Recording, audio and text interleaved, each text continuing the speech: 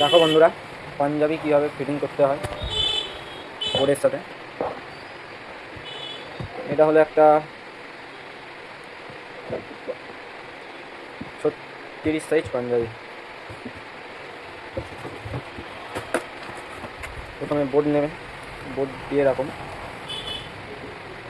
মাঝখানে মিডিল করে বসিয়ে দেবেন বোর্ডটা দিয়ে, হাতা ঠিক এইভাবে ভাঁজ করে দিন, দিয়ে ক্লিপটা এখানে আটকে দেওয়া হলো।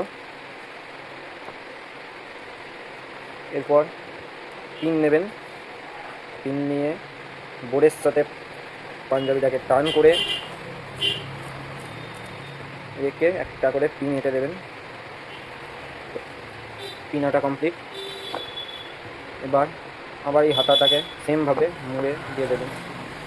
এইখানে এই যে এইটা আছে, এইটাকে এইভাবে মুড়ে এইভাবে ভাঁজটা দেবেন।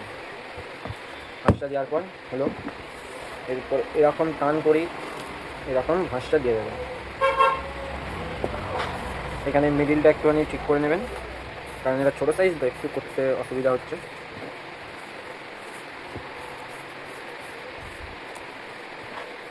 দেখে নিন।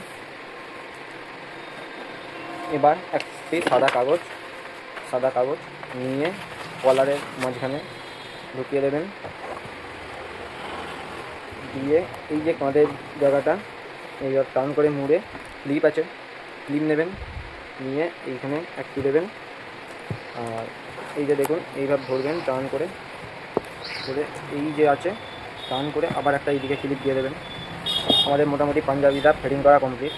কলারটা মিডিলে যে বোতামটা, এই যে বোতামটা, এই লাইনটাকে একটু টান করে এখানে একটি পিন দিয়ে দেবেন।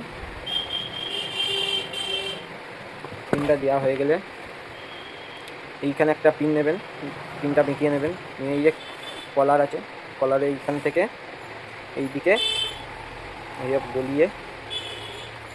গলিয়ে এইভাবে চেপে দেবেন। দেখুন হয়ে গেল। একটি কলার নেবেন, কলার নিয়ে আটকে দেবেন টান করে। আমারটা বেশি টান হয়ে গেছে, একটু লুজ করে দিলাম। দুটো ক্লিপ নেবেন, নিয়ে বোর্ডের সাথে আর কলারের সাথে এগুলো এঁটে দেবেন। আমাদের এখানে রেডি পাঞ্জাবি ফিটিং। দেখে নিন, পুরো রেডি পাঞ্জাবি ফিটিং, একদম টান হয়েছে। চলো আজকে